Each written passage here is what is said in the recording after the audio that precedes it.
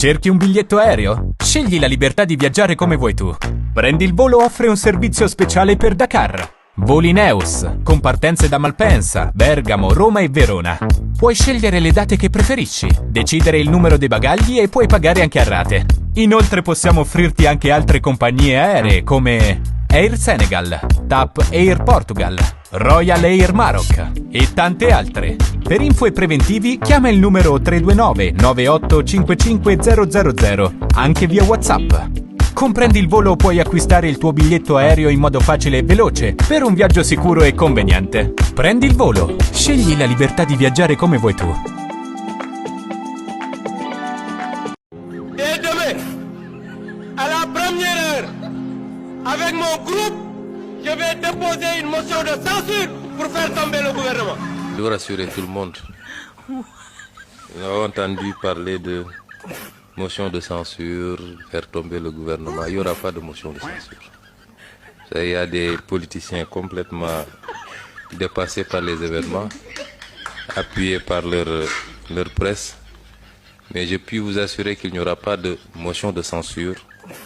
d'ici le 12 et que le 12, s'il plaît à Dieu, ces gens auront autre chose à faire que d'être députés à l'Assemblée nationale. xam nga Sénégal mooy foo xam ne dañoo gaaw a fàtte te Sénégal nit mun na wax lu ko neex génnaat mel ni du moom demaat taxaw ci même télé ak même rajo yi wax safaan wa waaye VAR mi ngi fi. maa ngi wér gu yaram gu mat sëkk canceruma ci lu ma yëgul jabetuma aw ma insuffisance rénale aw ma benn xeetu jàngoro maa ngi nii alhamdulilah. yàlla daf ma nattu ba may nekk gone ba fii ma toll nii ma ànd ak ay jàngoro yoo xam ne dafa laaj faju Fuuta wax nañu ak Sénégalais yi moom mënul fecc li Sénégalais yi fas Sénégalais yi ñoo bëggoon assemblée mel nii ñoo bëggoon opposition bi am fa doole ba lu fay ñëw dinañ ko mën a càmbar te noonu lañ koy càmbaree nag te fan yi di ñëw assemblée nationale dina neex de li muy tiit di ko tiital ba muy bax baxi loolu dina am assemblée nationale dina doon un lieu de débat boo xam ne mbir yi dootul ñëw rek député nelaw ba ñu ne heure wot mu jóg ne wote daal déedéet lu ñu andi dinañ ko càmbar parce que loolu la askan wi namm ci ñun waaye duñu yem ci loolu ñun dañuy yóbbu dinañu proposer ay loi teg ko sur la table loi yu dëgër nag loi yu leer nañ dinañu càmbar budget bi nga xam ne moom la mu nga war a teg ci table assemblée nationale ba mu leer lii mooy intérêt Sénégal lu ko may ñu delloo ko en seconde lecture loolu tax muy annoncer la couleur naan si on bloque moi je prendrai. salaam mbokk sénégalais yi joxal leen ma lii Ousmane Sonko mu doyo di mi Ousmane Sonko mi yaakaar ni sénégalais yi dañu ko faale Ousmane Sonko li yàlla bind ñu juddoo Sénégal yaa ci gën a bon nga ni bala du si député yi Ousmane Sonko who you think you are?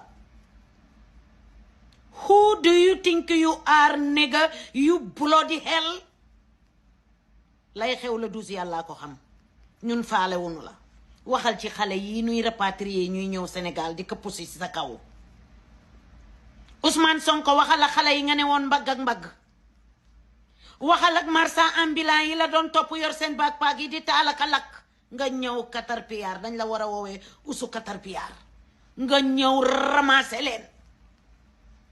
Ousmane Sonko waxal sénégalais kañ nga leen di ñëw wax leen yow ak sa gouvernement lan ngeen di def wax ko sénégalais ngay politique di dof lu kenn fàttewu fi waxu Adji Sarr nee naa Sénégal nee naa député yi pentiir leen Amadou Mame Diop pentiiral assemblée bi rouge bindi ci Sweet Beauté foofu mën nga faa yor dem foofu mën nga fa dem yow kenn après nga ni dañ ma kompaloo kàcc manipuler Sonko yaa bon soo sañoon sénégalais yi xeex boo sañoon sénégalais yi rayante ci seen biir Sonko dimbaleel nit ñi waxa xale yi nga ne woon mbagg ak mbagg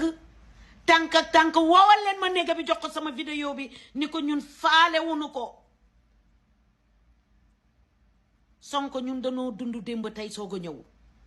amul benn député ba ci say député yow ku la faale mais yow tasal ensemble bi léegi ni nga yow ku la faale ngay xuppaate di nappaate di politique la amoon dootul am Sonko dinañ ko jëflanteeg yow ba mu saf tas ensemble ak ñàkk tas ensemble di nga dégg waxu Adji Sarr di nga ko dégg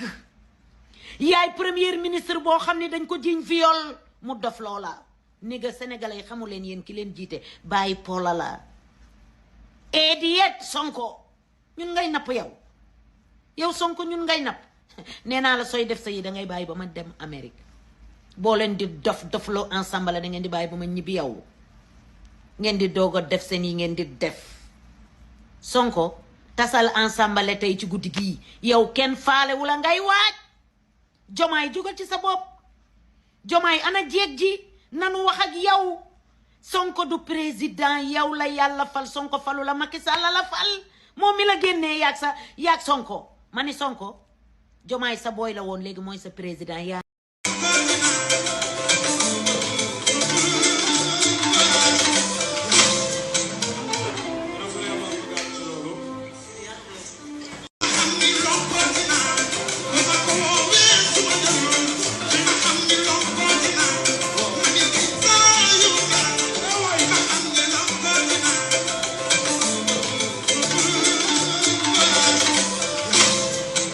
maa ngi leen di nuyu yéen ñëpp di nuyu auditeurs Sud FM yëpp di nuyu waa Sud FM di nuyu Baye Oumar di nuyu waa Sénégal yëpp li ngay laaj ci motion de censure bi te nga ne moo mujjee da ngay jàpp ne donc ñoom bi ñuy ñëw démb motion de censure taxu leen jóg ñoom bi ñuy ñëw démb motion de censure taxu leen jóg mais seen souci la woon ci seen stratégie jeu maanaam lecture de jeu ñu ngi ko doon xaar wala boog ñu ngi ko doon xaar pour ëllëg wala gannaaw ëllëg moo tax ñu def ko maanaam démb li xew mooy président de la république yónnee na benn projet pour suuxal ñaari institution Benno Bokk Yaakaar bañ na ko parce que pour ñu suuxaloon ko bu ñëpp teewee ñoom bu ñu bëggee mu jàll il faut que ñu am 99 voix te 99 voix ci assemblée kenn du ko luxus kenn du ko sàcc kenn du ko tafu dañ koy waxtaane bu fekkoon ne waxtaane woon nañ ko xëy na ñu am ko te loolu maa ngi leen ci woo depuis pratiquement 2 à 3 mois mais forcé nañu li ñu doon soxla amuñu ko non seulement am nañu ko dañ ci am beneen deuxième défaite mooy la ñu amoon bi ñuy ñëw manqué na Benno Bokk Yaakaar li ñu amoon bu ñuy ñëw yokku na ngoonte bon mooy li ñu bëggoon am nañ ko loi bi jàllul motion de censure bi mu ngi woon seen xel ñu ngi ci doon liggéey mais pare wuñu woon mais yàlla moo def ci biir waxtaan wi am na koo xam ne souciam la woon parce que ba démb bi ñuy ñëw motion de censure mënul am parce que règlement intérieur assemblée bi kenn promulgué wu ko nekkagul woon loi mais boo déggee ñuy wax te am xam-xam dinañ la teg yoon Seydou Diouf mooy def ci intervention ne mu ngi am njaaxle te règlement intérieur bi ñu xeex ko pour mu am parce que am na ñoo xam ne xeexuñu ko ñoo ko salfaañe ñoo ko fraudé ñoo ko falsifié mais ñoom député yi xeex nañu pour mu am bi mu amee ba pare président de la République jël engagement ne bu amee moom dina wax premier ministre mu ñëw mais ba démb leerul woon man sax am na fu mu wax ne dafa mel ni président dafa bañ moo tax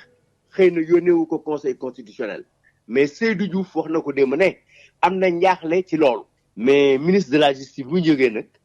booba temps comment il s'appelle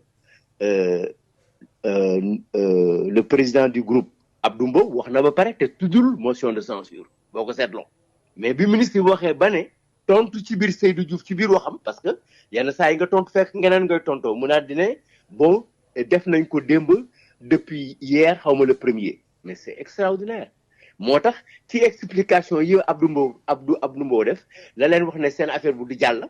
jarul leen ngeen di wax ay vote secret jarul na bu dañu nañu feeñ te bu ñu paree ëllëg sama gars yi mu ne fa la leen wax ne bu kenn ñibbi bu kenn toxu bu kenn dem vacances toog leen demee ma déposer motion de censure loolu mooy ci biir wax ji li nga xam ne mooy processus motion de censure ça a été une excellente chose ça a été une très bonne collaboration une excellente construction des députés de l'APR dans leur combat mais ci seen waxtaan ci seen argument parce que mooy seen yoon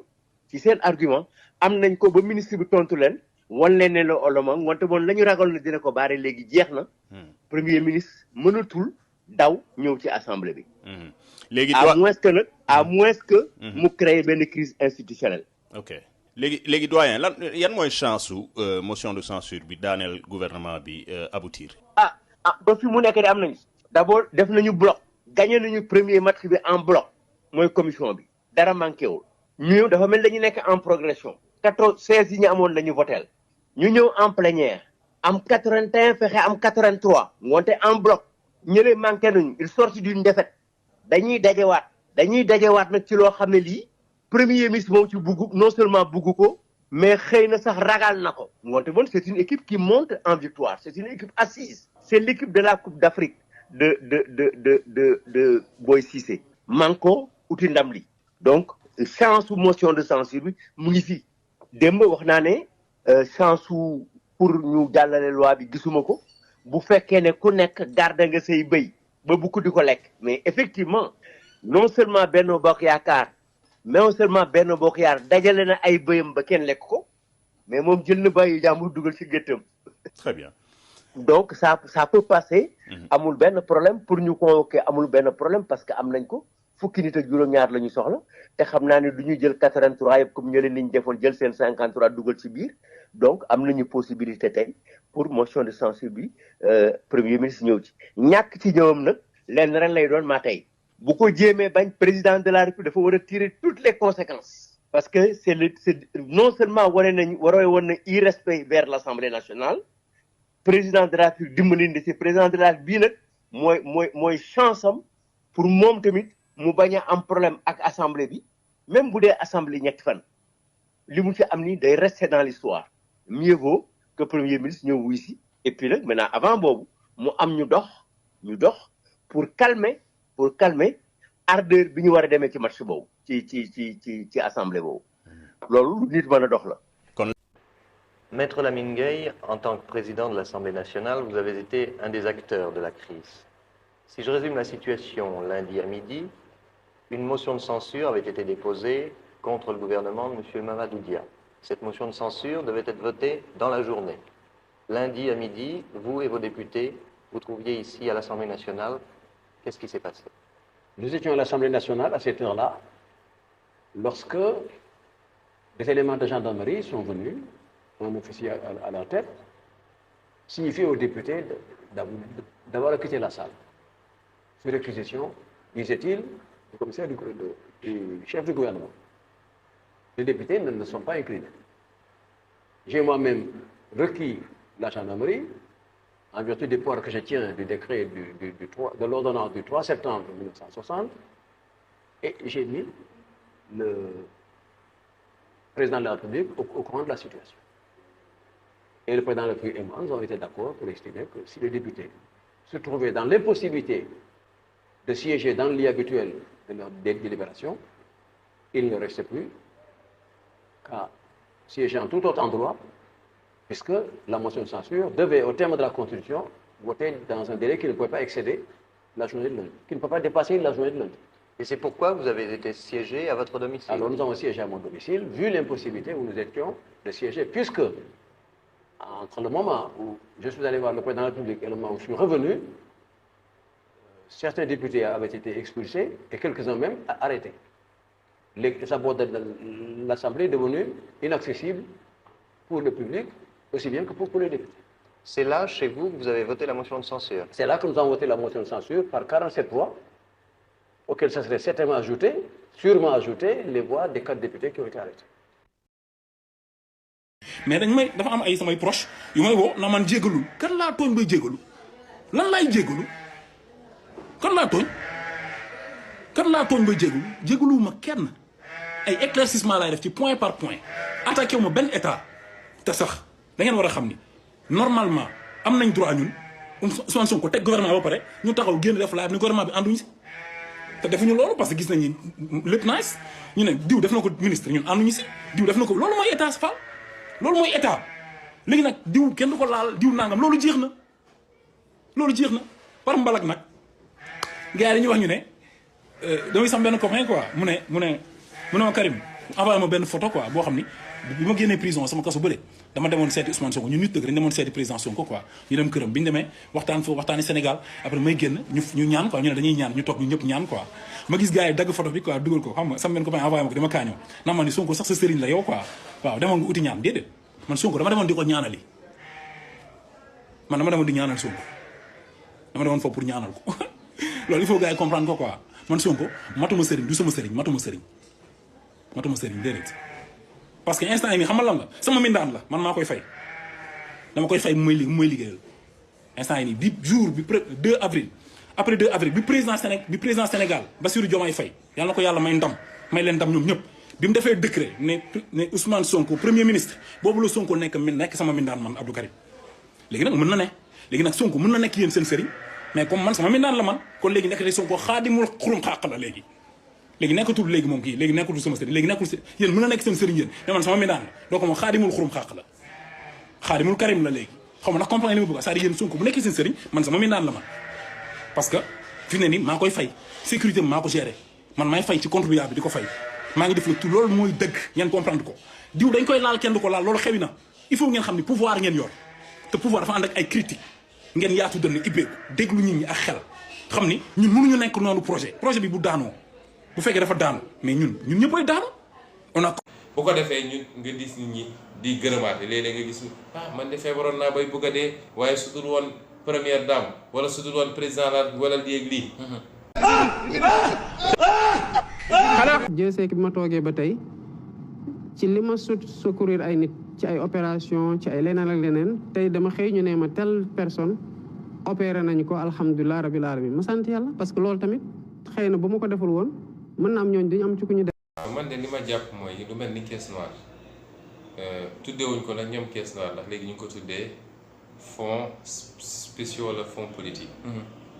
pour man lu araam la. moo tax su suñu réforme ñu proposé bokk na ci première réforme bi ñu proposé il faut supprimer ces caisses là. fonds politique yi day continuer kenn du ko supprimer. non dañu waxoon ne dañuy dindi fonds politique yi remplacer ko par des fonds secrets yoo xam ne dañ ciy waxtaan mu am au moins 2, 3, 4 personnes yoo xamante ne nañ xam de quoi il s'agit ak fan la dem mais ci lañ ciy def généralement ci ay actions yu ñu koy destiné dëkk bu ne am ko du loo xamante ne mën na nekk dans la place publique malheureusement. Sonkoy Diomaye de mooy Sonko Jalal Jama fu réew mi toll ñun dafa ñuy fi ñun dañuy wax lu rafet ak lu neex am na ñoo xam waay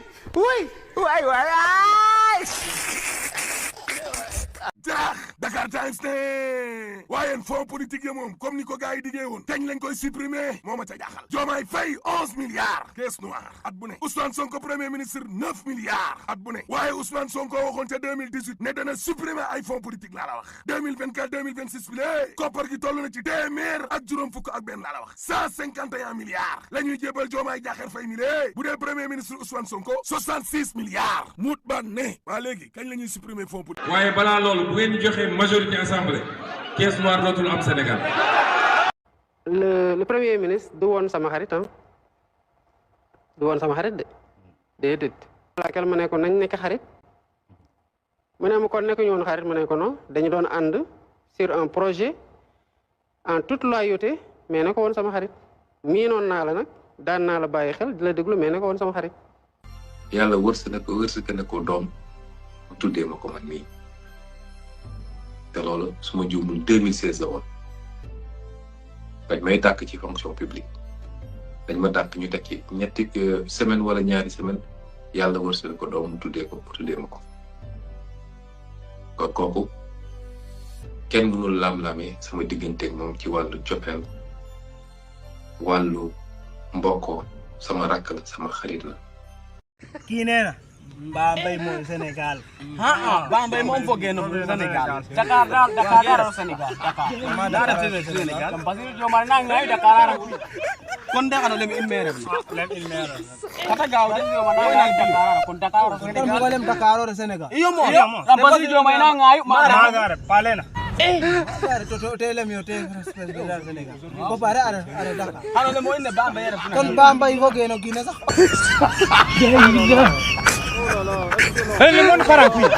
tey bu ëpp na loolu dégg naa ñu naan fonctionnaire nu mu mun a amee lii xam nga nit ñi il faut que ñu wax lu ñu xam. il faut ñu wax lu ñu xam tey bu a été fonctionnaire pendant 36 ans il a été directeur du CARAS pendant 14 ans. dont 12 ans plein et 2 ans en tant que directeur intérimaire. gis nga bi ñu demee imprimer parce que li ma lay wax nii dafa am ay preuves dañuy dem imprimer. soo demoon tey direction solde dañu lay imprimer yow sa salaire bi nga commencé liggéey ba bi nga retraité lan nga percevoir comme salaire. pour les fonds communs on a les mêmes trucs dama lay jox ñaari exemple rek les salaires de Tahibou Ndiaye tournaient autour de 90 millions 600 li mu percevoir. les fonds communs qu'il a perçus tournent autour de 333 millions 435. yéen fonds communs yooyu moo leen di may xaalis yéen. waaw fonds communs yi. waaw non bëgguma sax nga dugg ci détail fonds communs parce que on sait. waaw comment tax mais fonds communs yi moo leen di may xaalis. waaw dama lay expliquer rek. waaw en tant que directeur rek soo xamoon un directeur lu muy percevoir ci fonds communs ça c'est des revenus légaux kenn sàcc ko kenn wuruju ko kenn juñ njaaju ko. ku mu neex nag nga ne waaw est-ce que war nañoo fay ñii li nangam mais li ñuy fay fonctionnaire impôt sax fayuñu ko lu muy liggéey man maa la ko wax. loolu mun nañ ci ouvrir débat parce que Sénégal nit ñi dañoo foog ni les gens sont fragiles. parce que mun nga toog rek jël benn catégorie rek wala nga am sa benn journaliste rek ni ko bindal ma mu toog bind ci nit ba du ko neex. dajjal nag lu kéemaane la woon ndax dajjal wala maa yi nee ñu du kenn dajjal mooy tekki imposteur maanaam fenkat loo xam ne lii day fen te fen ya muy fen daf ciy nax nit ñi ba saa taxaw ñu defe ne ñu ngi ci dara fekk nekkuñu ci dara ñu alku dajjal moomu itteeloon na xalaatu yonante bi ak xolam ba daana ko faral di waxtaane di ci joxe ay misaal amoon na ku ñuy wax saaf ibnu sayad moomu benn xalelu yawut la woon si woon na ci jamono yonante bi ne mooy dajjal saaf ibnu sayad bi nga xamee ne yonante bi sallallahu alayhi wasallam dégg na ko mu dem ca benn bis ànd ak sidina Omar ak sidina Abdullah ibnu Omar di ko wër ba fekk ko ci ay xaleel muy fo mu ngi war a am fukki at ak ñeent rek jëm fukki at ak juróom yonent bi sallallahu alayhi wasallam doxe ko gannaaw di ko yoot ba agsi ci moom dóor ko ci gannaaw mu dal ne bërit walbatiku yonent bi ne ko ndax seede nga ne man maa yonentu yàlla bi mu yónni ci jaam ñi mu seet ni ko seede naa ne yaay yonentu ummi yoone yi mooy arab yi mooy lettres yi ñi jàngul ndax arab yi ñoom musuñoo amub téere bu jógee asamaan bu ab yonent indi jànguñu moo tax ñu tudd leen ummi yoone mu ne ko seede naa ne yaay yonentu maanaam arab yi dal ne ko waaw man itam ndax seede nga ne man it maa yonent laa mu ne ko gëm naa yàlla ak i yonentam ak i téeréem waaw yow sa mbir nan la lay dikkalee mu ne ko am naa ñaari gaay yu may dikkal waxkatu dëgg ak fenkat mu ne ko dañ laa jaxaseel mbir yi nëbbal naa la dara li ma la nëbbal lu mu ne ko huwa dux inni xabaatu laka xabi an nëbbal naa la dara lan la mu ne ko huwa dux doxu loxo la ci ad duxaan maanaam saxaar fekk yonente bi sallallahu alayhi wasallam mu ngi jàpp ci xelam fartaqib yawma taati samaaw bi duxaanin mubiinin fuglul ci sa xol bis ba asamaan si di saxaar di indi saxaar su dir su lëndëm ibnu sayad ne ko saxaar mu ne ko ixsa falan tax du taw rek perte nga doo wees mukk fi la yàlla yemale. gis nga man damay liggéey ci wàllu flux financier yi des flux financiers illicites. on a beaucoup travaillé sur des papiers par rapport ak Sénégal ci ni muy doxalee ci loolu maanaam GIABA bi nekk fii dafay liggéey bu baax ci xool di xayma. Sénégal blanchiment d'argent bi ñuy def fii Sénégal li ci ëpp ci blanchiment d'argent boobu. ñuy woowee ay sëriñ ñoo koy def. mu ngi am diggante début d'année maanaam diggante muharram weeru tamxarit. ba diggante après gàmmu. événement religieux fa am yëpp màggal ak gàmmoo yi yëpp. ay occasions yi xam ne on ne contrôle plus l'argent ñu ngi koy joxe ndax nit ki su ñuy taxaw ne dama dayee samay addiya. samay addiya 2 milliards la. kenn mënu ko tere. ni koy dajale naa samay addiya 1 milliard 500 vraiment amul kenn mënu ko justifier xaalis foo ko jëlee mënoo wax la ma koy liggéeyoon naa par rapport ak temps normal nga xam ne tu es obligé de justifier l'origine de l'argent. pour ñu ko jël dool ko dans le circuit bancaire.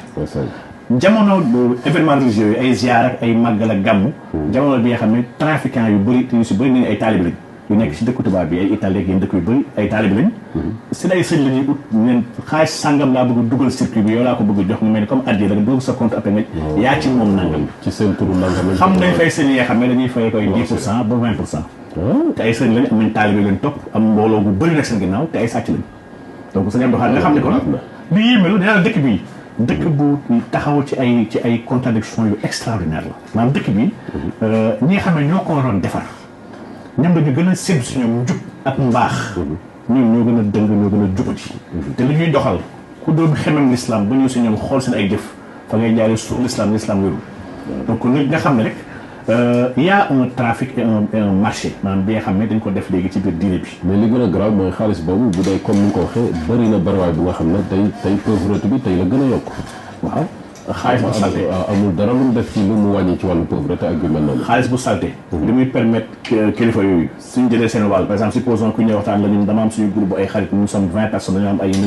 ngi si drogue bi ñuy wax carrément ñoom dañuy wax mu leer na ñu ngi si drogue bi. ñu ngi fii Italie dañoo am nangam suñ dañoo bëgg jox la ko nga dugal ñu ko Sénégal 1 milliard la nag nga balance soo ko dugalee def ko sa compte après nga jox nga delloo ko 800 millions 200 millions yaa ko moom suñ ne ko ay ci nag gars yi su ko xasee ba dugal sëñ bi après dafay jënd ay matériel gars yi ay matériel lañ koy dugalee parce que 2 moyens nga am pour dugal xaalis si dëkk bi soit nga andi ay oto ay extra ay matériel ñëw jaay ko soo ba origine yi wax ne oto laa andi sa oto nangam la wala bokk nga def ko xaalis jox ko sëñ addiya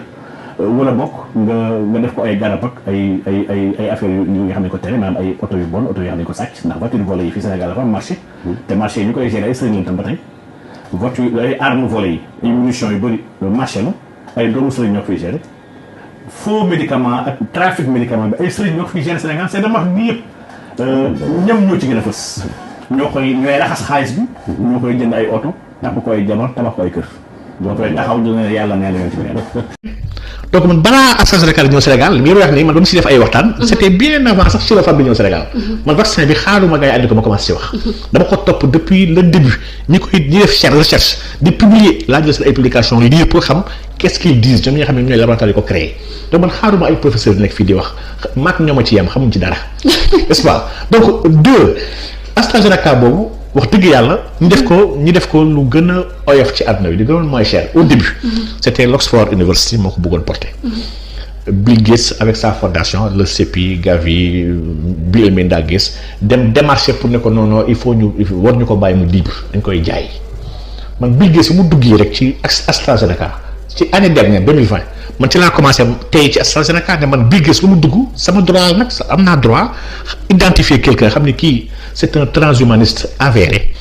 un eugéniste assumé daf koy wax sax moom waxu dañoo war a wàññi àdduna bi nit dañoo bëri vraiment man loolu da nga ko xam ci discours Bill Gates un grand truand bi nga xam ne qui se fait passer pour un philanthrope alors que c'est pas un philanthrope benn businessman la buy truandé doomu aadama yi man kii am naa droit tey ci ay waxam am naa droit ay entreprises yoo xam ne lu mel ni Pfizer taxaw ne man am naa vaccin il est efficace à 94,5%. Pfizer boobu nga xam ne il a menti sur 13 médicaments ba ñu amande ko 2,3 milliards de dollars amande bu gën a mag ci àdduna histoire àdduna ki nga xam ne yàgg na maa fen ci ay feebar ci ay garab yoo xam ne il a fait une fausse communication dans son marketing kii su ñëwaatee wax ma encore une nouvelle communication sur un nouveau médicament am naa droit ne man d'accord ma gëwuma ko donc dafa am benn droit sax à ne pas croire que les pro-vaccins bëgg ñu imposer dañoo war a gëm par force ay vaccin man gëwuma ne Sénégal dafa toll ci war a vacciné wu déjà stratégie vaccinale Sénégal sax mooy stratégie bi nga xam stratégie bu ñàkk fayda la maanaam ku am ambition damay vacciner 20% de la population 20% lii mooy bu Sénégal boo demee Israël dëkk yi wax vaccin. En consacrant cette rencontre au lancement de l'accélérateur de la production des vaccins en Afrique AVMA, Gavi et l'ensemble de ses partenaires s'inscrivent dans la voie pour corriger les points faibles du continent en matière de riposte face aux pandémies telles que le manque d'équipements et de médicaments, mais surtout de vaccins. Je remercie à ce sujet les pays, institutions et organismes partenaires, au premier rang desquels figure Gavi, pour le soutien qu'ils apportent au Sénégal, en particulier dans les efforts de promotion du vaccin et de la vaccination. Notre partenariat avec Gavi, il faut le souligner, nous a valu beaucoup de résultats positifs. Gavi mérite le soutien continu de la communauté internationale. C'est la raison pour laquelle, en ma qualité de président de la République du Sénégal, je lance un appel à tous les pays et institutions partenaires afin qu'ils contribuent généreusement à la reconstitution des fonds de Gavi pour la période particulièrement de 2026 à 2030. Est-ce que xam ngeen Macky Sall lan la bëgg a def voté na à l'Assemblée nationale benn loi boo xam ne loi bu dangereuse la mooy li ñuy wax organisme génétiquement modifié OGM xam ngeen yàlla dafa am lu mu bindee lu ne nit dafa am lu ko yàlla bindee bis boo modifié ay génam beneen xeet ngay am boo xam ne moos lay doon waaye dootul doon nit animaux yi c'est la même chose mais gis nga gàncax gi nga gis mboq dugub gerte ak leneen yàlla dafa am lu mu ko bindee boo ko bëggee modifié da ngay andi leneen loo xam ne mun nañ ko lekk ba tey de waaye problème lay andi ci société. Ils ont voté cette loi dangereuse sous la pression des multinationales parce que xam ngeen ku nekk ci gannaaw yéen a ngi dégg benn milliardaire bu ñuy wax Bill Gates yéen a ngi dégg benn multinationale bu ñuy wax Monsanto ñoo nekk ci gannaaw loolu ñi ngi def pression aux pays africains pour ñu voter pour ñu dugal OGM suñu dëkk yi musiba bu raw OGM amul fii ñu toll nii ci li ñuy nekk. Bill Gates avec sa fondation le CEPI Gavi. man Bill Gates ba mu dugg sama droit nag am naa droit identifier quelqu'un xam ne kii c'est un transhumaniste avéré un eugéniste assumé daf koy wax sax moom waxu dañoo war a wàññi àdduna bi nit dañoo bëri vraiment man loolu dama ko xam ci discours Bill Gates. un grand truand bi nga xam ne qui se fait passer pour un philanthrope alors que c'est pas un philanthrope benn businessman la buy truander doomu aadama yi. donc dafa am benn droit sax à ne pas croire que les pro-vaccins bëgg ñu imposer dañoo war a gëm par force ay vaccin. man gëmu ne Sénégal dafa toll ci war a vacciné wu.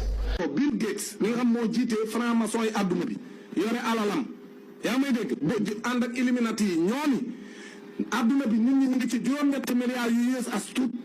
buñ demee fii ak 2100 dañoo war a dem nar noo yokk ba yegg fukki milliards ak juróom mu ni léegi buñ gaawul wàññi nit ñi daan dem ba kenn dootu mën a dund ci kaw suuf te ñun gëmuñu loolu. téere yàlla bi ak sama sunna. hadis boobu amul benn riwaay bu ñëwee noonu xel taraktu fiikum yàlla yónnee daf ne taraktu fiikum bàyyi naa ci yéen maa in tamassaktum bihi lan tadilu ba'di abadan kitaaballahi wa sunnati yow nag da nga ne maa in istataatum bihi loolu amul wéru amul xaddisam te amul faayda. Arsh am na 366 piliers li mbir la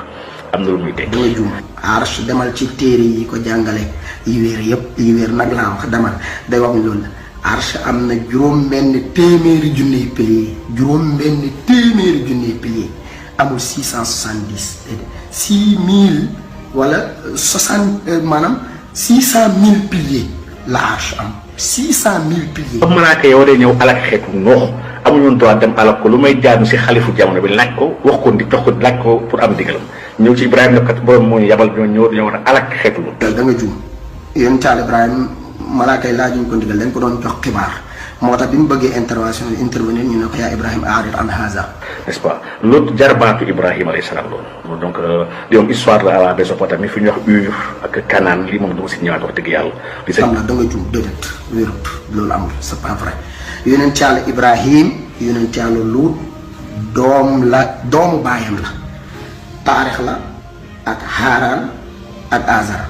ñu warante nañ nag Haaraan ak taarix kan moo ci Azara ak taarix kan moo ci ji Ibrahim mais Haaraan mooy seen rak Haaraan mooy bàyyi yonent Yàlla Luut yonent Yàlla Luut baayam ak bàyyi yonent Yàlla Ibrahim ñoo bokk bàyyi kon yonent Yàlla Ibrahim mag la ci yonent Yàlla Luut moom ak Saarata am na sax téere yu wax ne ñoo bokk benn baay Haaraan mooy seen baay moo tax yonent Yàlla Ibrahim ba ko duwaañe ba laajee Saarata sanal la mu ne sama mbokk la. waaw Mouhamadou Bachir zalika fadlullahi yutihi man yasha waaw zalika fadlullahi yutihi man yasha wallahu ala kulli shay'in qadir. c'est totalement honte dafa rus loolu aaya bu amul ci alquran zalika fadlullahi bu fekkee moom ci aaya bi noonu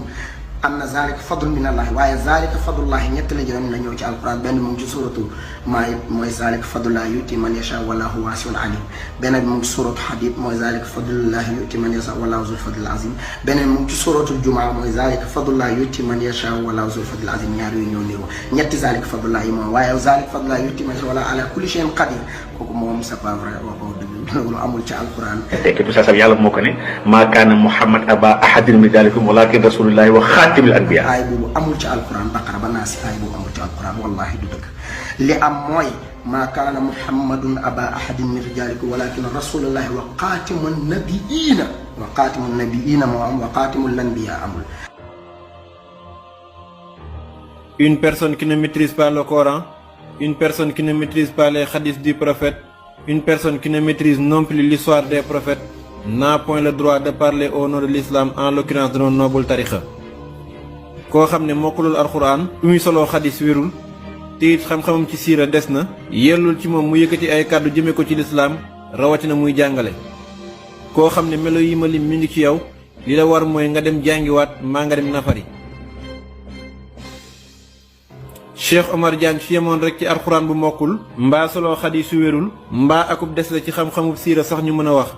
waaye dafa làmboo ay melokaan yoo xam ne ku mu nekk ci grande mosquée de Dakar bi lii ñu tabax bi si biir grande mosquée am na fay symbole maçonnique ci biir grande mosquée bi wallahi ci biir grande mosquée si boobu grande mosquée ki ko tabax ki may xaalis ki yeggali ku may tuuti xaalis bu ñu motali ko sax muy Assane II franc-maçon la woon papa yi Mohamed VI bi franc-maçon la woon tamit te nëbbu moom nëbbu ko yemul si franc-maçon sax si yeneen gars yi la bokk ci gars yi may benn tudd góor jigéen loolu moom ñu bëri ñu ngi koy wax donc yooyu doy na waar de te grande mosquée ci biir grande mosquée ci boobu am na ay signes franc-maçon yi nekk fa nekk Touba ci boobu am na ay signes maçon yu fa nekk si biir jumaa Touba mais ñoom fépp la ñuy dugg kon ñoom dañuy dem jaxasoo ak Abdou Karim gars yi fu ñu bëgg dem ñoom foowuñu gars yi foowuñu ordre bi nga xam ne mooy l'ordre de l'étoile bu nekk palais nga xam ne président de la République mooy son grand maître suñ ko falee président sax première chose bi ñu war a def mooy dugal ko initier ko ci ordre boobu sol ko chaîne ordre mooy chaîne yooyu président di sol balaa muy fete serment chaîne yooyu chaîne franc-maçon la. bu ñu nee Cheikh Omar Diagne dañ koy jàpp parce que dafa wax lu mu warul wax ay tarixa waxuñu dëgg Cheikh Omar Diagne taxawaay bi mu am contre franc-maçon ak homosexualité moo ko andi lii ko dal lii. jàpp naa ne lii tant que réglé wuñu ko dëkk yi mënul bouger fenn su fi defoon ay milliards du avancé mooy discipline mooy yar une éducation tout à fait te lii nag man dama ci am xalaat bi nga xam naa su ma ko waxee naan dama dof waaye wax dëgg yàlla allez-y professeur man dama gëm ne il nous faut une dictature sérieuse et citoyenne et patriote une dictature patriote bi nga xam ne wax dëgg yàlla ñi koy opéré waruñu faale dara waruñu gëm kenn waruñu topp kenn ñuy woowee ay kilifa diine du ñu faale loolu yëpp absolument rien il faut ñu teg mais naa fekk de waxtaanee fen bu la déwénee dara it digal na dara naa def nangam du ko def boo ko wóoloo ci seet dara itam mu war la ca ñett ñàngoog ñeent ñi waxtu wu xuloo wax caay-caay bu xuloo rek dana wax caay-caay mooy ki nga xam ne amul ragal yàlla koo xam ne moo ko laxaab ba di ko yemale fa mu war a yem kon moom dafa yar xanu boppam rek lu ko neex def lu ko neex wax bu xolam tàngee lu ko neex mu wax bu xolam seddee lu ko neex wax du seet dëgg du seet ëllëg du seet la cay mujj ni faax nag boo réyee ba rëy fokkee ne borom dellul gannaaw jéemu koo xeex jéemu koo wàññi jéemu ci dara lu dul wéy ci rek day daal di indi mujj gu ñaaw li ñu doon waxtaani sànq mujj gu ñaaw mooy lan dañ foo xam ne fi mu ne nii adduna bi ku fi am ay ressources naturelles am nga pétrole am nga gaz am nga or am nga zircon am nga lu ne ba pare oyof signature du may wax oyof signature mooy lu gars yi bëgg nga signer leen loo bëgg ñu lebal la ko ñoom seen yoon newul parce qu'ils savent qu'ils vont se faire rembourser avec les intérêts problème bi newul foofu suñu financement ça ne doit pas être porté par l'endettement. Le FMI renfloue les caisses de l'État en pactole de 230 milliards. Le Sénégal a conclu ce mardi avec succès une émission d'Eurobond d'un montant de 750 millions de dollars, soit près de 450 milliards de francs CFA selon la plateforme d'information financière. Remercier partenaires yi nga xam ne ñoo ñu accompagne mu nekk Union européenne Banque européenne d'investissement mu nekk Agence française de développement ak la Banque allemande de développement. Remercier leen ndax tey projet bi ñoom dugal nañ ci lu ëpp ñaar téeméeri milliards ci suñuy koppar. Sénégal et le FMI ont conclu un accord pour la mise en œuvre du programme 2023-2026 d'un montant de 1150 milliards de francs CFA. Pour la première revue concluante, notre pays a pu bénéficier d'un financement de 169 milliards de francs CFA. xam nga nit ñi dañu dul comprendre lu bëri. ok xam nga affaire 400 000 yooyu c'est même une dérision mais en réalité ñun sax ñoo amel Aliou Sall 400 000. Gouvernement également de scandale. Avant d'arriver au scandale, je voudrais corriger ma chère collègue honorable députée Astou Ndiaye que la motion de censure, on ne l'a pas fondée sur le règlement intérieur, mais si vous aviez lu le document qu'on vous a remis, c'est sur l'article 86 de la Constitution. Il faut lire les documents, chers collègues, de l'ensemble lyrique traditionnel de Benno Bokk Yakaar.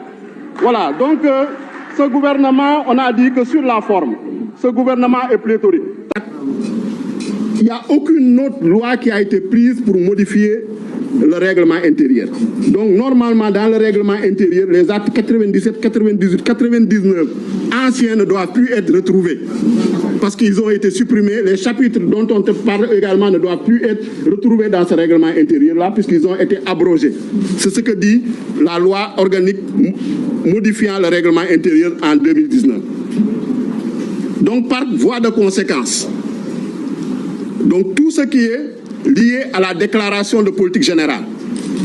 ne figure plus dans le règlement intérieur. On vous a parlé d'un délai de 3 mois pour tenir la déclaration de politique générale, ça n'existe plus. C'est supprimé, c'est abrogé depuis 2019. Le délai de saisine de 8 jours pour tenir la déclaration de politique générale dans les 3 mois ne figure plus. La motion de censure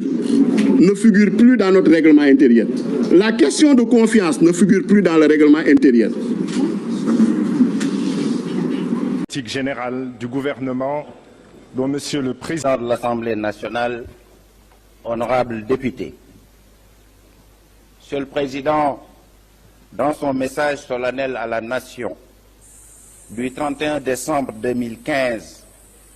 le chef de l'État, son Excellence Monsieur Macky Sall, rappelait la vision du développement que porte sa pensée et son action politique. Une vision en compagnie de l'ensemble des membres du gouvernement pour sacrifier à un autre rituel démocratique, celui prévu à l'article 86 de notre Constitution, qui encadre la motion de censure spontanée, introduite par les honorables députés du groupe parlementaire Yewwi Askan Wi. Cette motion, un gouvernement en synergie avec les populations, à l'écoute de leurs besoins, un gouvernement résolument engagé qui trace un sillon vers l'émergence. Définit la politique de la nation conformément à la Constitution. Vous comprendrez dès lors que mes premiers mots devant la représentation nationale soient d'exprimer toute ma gratitude et ma reconnaissance, ma grande reconnaissance au chef de l'État, son Excellence M. Macky Sall, pour sa confiance renouvelée. C'est cette confiance qui me vaut aujourd'hui le privilège de me retrouver devant vous, honorables députés, pour sacrifier à cette tradition républicaine de vous présenter ma déclaration de politique générale avec tous les bases solides pour l'avenir. C'est le défi que compte relever le gouvernement. En réalité, Monsieur le Président, le travail conduire à la prise en charge efficace de ces attentes, donnant ainsi corps à la politique de la nation définie par le Président de la République. Soyez-en félicités et remerciés. Mes félicitations et remerciements s'adressent également à tous ceux qui m'ont précédé dans cette fonction.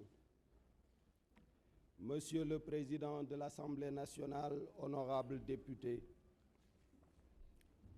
afin de rendre effectif le principe de redevabilité. Monsieur le Président, honorables députés, dans le même sillage, le gouvernement s'engage à mieux accompagner la presse pour son rôle déterminant et responsable. jot naa fi ay laaj yu bari ci secteur yëpp ci wàllu koom-koom ci wàllu liberté publique ci wàllu insécurité li nga xam ni mi ngi jëm ci ay. ñu naan caisse noire xam ngeen caisse noire. caisse noire suñu programme la wax suñu programme su dee ñun ñoo am majorité assemblée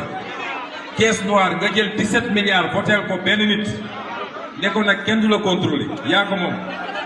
bu la neexee dugalal ci benn néeg sotti pétrole taal kenn du ci wax dara nga def ko ci ay sac di wër Sénégal di jënd nit ñi di joxe gauche droite pour ñu voteel la wala di jënd ay journalistes pour ñu waxal la ñun dañu ne suñu jëlee réew mi waaye balaa loolu bu ngeen ñu joxee majorité assemblée caisse noire dootul am Sénégal. dañu toog tabax nañu seeni pipeline fële ci géej ga ci océan ba def pipeline buy duyal bateau yi war a yóbbu ñoom bitim réew. commencé nañoo yuqi. defar nañu pipeline ma foog ne ba pare dañoo trouvé exploité buñ. dama ne la tabax nañu pipeline yi ba pare ba li war a yebal bateau duyal bateau yi yóbbu ñoom nga xam ne ñun Sénégal maa ngi yow fi ñu toog du ñu xam ci géej ga la ñuy taxaw ñu duyal leen ñu dem ak pipeline bi war a andi biir réew mi lépp defar nañ ko ba pare te amul sénégalais bu la mën a wax tey suñu pétrole nu mu demee luñ ciy am luñ ciy gagné ak yu demee noonu. Sénégal bokk na léegi ci réew yi nga xam ni am nañu pétrole. Woodside di ab opérateur australien bokk tamit ci ñi nga xam ni ñoom ñoo nekk di wër pétrole bi ci Sangomar nekk ci waaxu Ndakaaru yi ñoo ko xamle tey jii ginnaaw bi ñu génnee baril yu njëkk pétrole ci sunu réew ñu jàpp ni bés bi bésu taarix la ci Sénégal ak Woodside bu ñu sukkandikoo ci McOnell moom mooy njiitu Woodside ñu xam. mais man dama jàpp ni kilifa gu ni toll waroo mën a taxaw jàkkaarloog askan wi di wax loo xam ne. leer na ni bi nga ko wax loolu amut loolu Afrique rek lañ ko ñeme boo ko defoon Europe wala nga def ko feneen doo fanaan en tant que premier ministre. parce que homme d'état dafa am lu ñu xaare ci yow askan wi dafa soxla dëgg dafa soxla xam lu xew xam lan mooy dox ci réew mi. beneen misaal tey Sénégal am nañu pétrole gu bëree bëri. waaye kenn xamul pétrole bu nañ koy gérer te déggoo kenn wax ci président Macky Sall moom ak ay nitam ñoo tëju di ko gérer liñ ci xam daal mooy 10% la ci Sénégal am jël nañu 90% yi jox ko. itam dañu toog tabax nañu seeni pipeline fële ci géej ga ci océan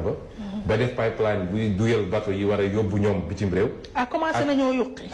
defar nañu pipeline ma foog ne ba pare dañoo trouvé exploité buñ. dama ne la tabax nañu pipeline yi ba pare. ba li war a yebal bateau duyal bateau yi yóbbu ñoom nga xam ne ñun Sénégal maa ngi yow fi ñu toog du ñu xam ci géej ga la ñuy taxaw ñu duyal leen ñu dem ak pipeline bi war a andi biir réew mi lépp defar nañ ko ba pare. ñi xeeb liñ ci am nag ñu ci mel ni ñenn ci opposition bi ñoom jàpp nañ ni pétrole bi li coow li bari yëpp ay 10%. dañu xamul xam nga boo xamul da ngay laajte dara nekkul si laajte parce que boo nee pétrole bi 10% lañ ci am da nga xamul 10% bi li ko indi. mooy loi bi ñu tuddee code pétrolier loi bi daf ne ndëgam wut pétrole dafa nekk activité bu bëri risque compagnie internationale yi ñoom ñoo koy def ci àdduna bi yëpp ñoom ñoo jël risque bi dem léeg-léeg ñu investir ay milliards ba pare perte dem wuti feneen am kon jamono ji nga xam ne ñëw nañu ba ñu jox leen permis ala kuliyaalin Petrosen bi nga xam ne mooy suñu société nationale day am 10% pour mën a lu tax ñu jox ko 10% du ci génnee dërëm mais dina permettre mu nekk ci conseil d'administration yi dana ko permettre lépp lu ñuy def ci wàllu technique comité technique yi wala comité financier yi moom mu toog di seetaan di fekk. parce que ëllëg bu ñu amee lépp lu ñu fa dépensé woon dañ koy rembourser donc looloo indi 10% yi bu ñu demee nag ba ay la yéwén découverte am ñu évaluer ko ba xam ne lii danañ ko tàmbali exploiter su boobaa code pétrolier. nee na mën nañ dem déjà ba 20% directement Petrosen wala 18% bu dee gaz bi la mais loolu dafa wute encore ak li nga xam ne mooy ñëwaat ci état bi loolu Petrosen la te Petrosen état moo ko moom à 100% donc lépp lu Petrosen moom état moo ko moom waaye état li mu gën a moom bu ñu tàmbalee exploité mooy baril bu génn TVA bi taxe ñuy fay état bi fa lañ koy jëlee de sorte que boo boolee taxe yi ak li nga xam ne mooy suñu wàll ñun ci production bi dana dem ba bu ñu doxalee tuuti la ci état bi am dana ëpp foofu la nga xam ne moom la compagnie bi di am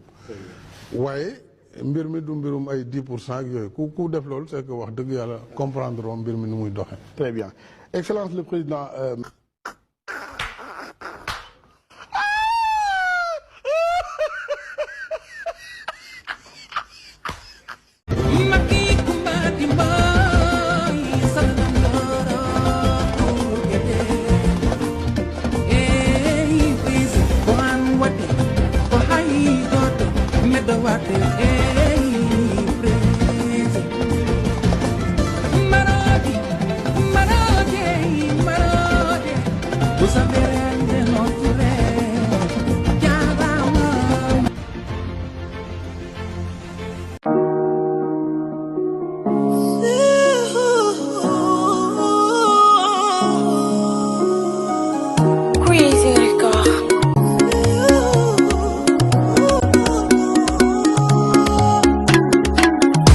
Salungare walluñu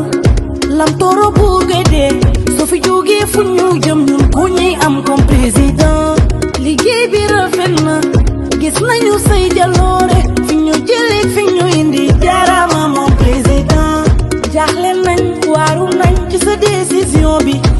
dañu gisul dañu xamul ku la tane ci biir géew bi jooy nañu ñun jaaxle nañu mënoon nañu yeggalil président ndax sa vision daa weesu seen gis-gis ñun de bëgg nañ la du changer président gàcce ngalaama ñun de bëgg nañ la du changer président gàcce ngalaama Serigne Fallou Mbacké transitaire chéri madame Mbacké Henriette billaay yaa gore yaa bëgg président ànd bi rafet na sàmm na kóllëre wuyoo sàll ngaare naaru aja kumba jumbo kor mareem baayu Amadou Sall mën nga jeng waaye doo daan Olof Njaay nee na ku seef seepali la nga seefoon daan neex yow président amoon nañ yéene nga seepali maage kor mareem fi yaa fi ma seen maage jàmbaar nga président jaaraama jàmbaar nga président góor nga ñun de bëgg nañ la du changer président gàcce ngalaama ñun de bëgg nañ la du changer président gàcce ngalaama dafay yàgg ñun ñoo bëggoon lu tax nit ñi gën a bañ Macky Sall ñu jébbalu si leen waaw politique ko 2019 xam nga man mi daan naa wax si campagne bii ni ko wote bulletin Macky Sall wote nga bulletin góor jigéen xam nga yooyu yëpp campagne la woon voilà jébalisation la woon beneen bi mooy gis nga affaire rapport Covid bii nga xamante ñi ngi wax 1000 milliards du dëgg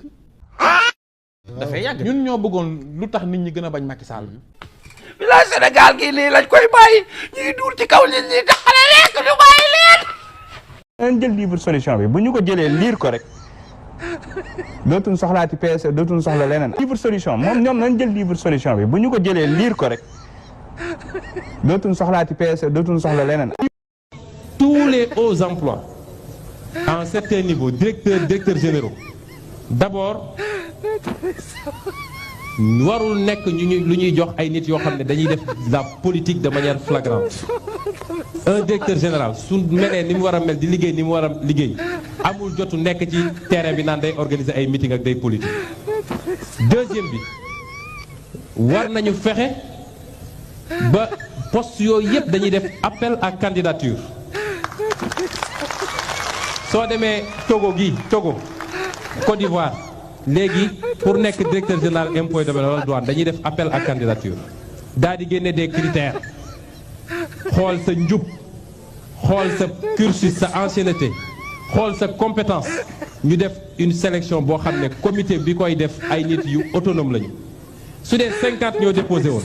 ñoom dinañu sélectionné ba génne ñetti dossier mu leen de ñett ñi c'est les meilleurs ñu doog ko teg ci table président de la République ne ko am nga possibilité choisir ci ñett ñi mais bàyyi ko rek mu xool ku ko neex parce que moom laa bokkal wala moo ma jege wala moom li ma bëgg ci politique na ma ko defal loolu musiba la yooyu yëpp bokk na ci ay mesures yoo xam suñ ko dajale defe naa pouvoir u président de la république nañ ko wàññi. mais xale bi buy fenn ko tey fenn ba nëpp yow nga ñëw barki de moo ñaay fera fenn kàcc rek fenn ba nëpp xale boobu. courant depuis déedéet soo bëggee jooy yow toog na ku la ma soo bëggee ay way yokkul seeti amagay seeti nene prestige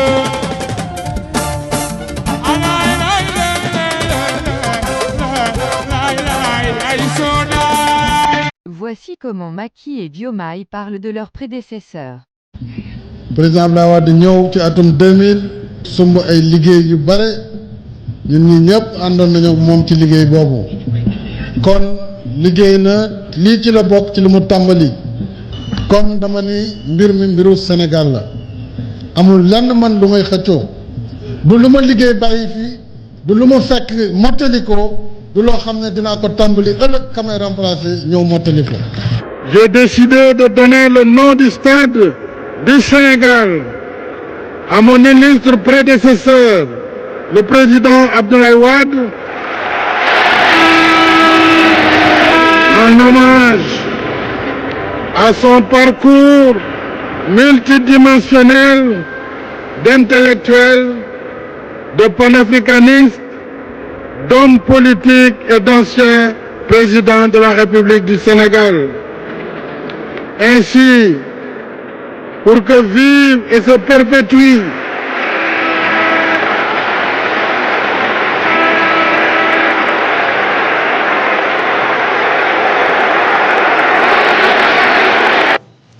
l'instant d'une pure merveille au sommet de la gloire des futures élites militaires. L'ouverture d'un pôle d'excellence dans la grandeur d'une patrie qui incarne l'honneur d'une nation qui, avec fierté, entre dans son cercle fermé des puissances militaires qui forment des officiers de haut rang. C'est ce qui se fait de meilleur dans le monde. Le Sénégal s'invite à la table des plus grands. L'émergence d'une élite militaire made in Sénégal est ouverte au monde. L'Institut de défense du Sénégal est une réponse concrète au défi de la formation des cadres de haut niveau des armées. Composé pour l'essentiel des forces armées sénégalaises et des pays amis, les diplômés ont reçu les félicitations et encouragements du président Bassirou Diomaye Faye. C'est pourquoi la création de l'Institut de défense du Sénégal constitue l'une des plus pertinentes réalisations militaires de notre pays. L'une des plus pertinentes réalisations militaires de notre pays. Ministre bi yor wàllu énergie moom moo jox njiitu réew mi li nga xamante ni mooy jëmmal ndorteelu exploitation pétrole bu Sénégal. ñu nañu di sant yàlla ci bu ñu ko wonee fii ci suñu réew ndax yàgg nañ ko wër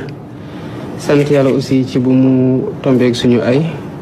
te di ko ñaan tamit mu jur barke ak naataange ci réew mi di leen ndokkeel rek yéen ministère du pétrole di ci ndokkeel gouvernement bi yëpp ak sous la conduite du premier ministre sous la conduite du premier ministre. du lu ma liggéey bàyyi fii du lu ma fekk mottali ko du loo xam ne dinaa ko tàmbali ëllëg kamay remplacer ñëw mottali ko ndax réew noonu lay doxee. sigil nga sa réew sigil nga lislaam sigil nga sa réew sigil nga lislaam maam fu ñu lay jëlee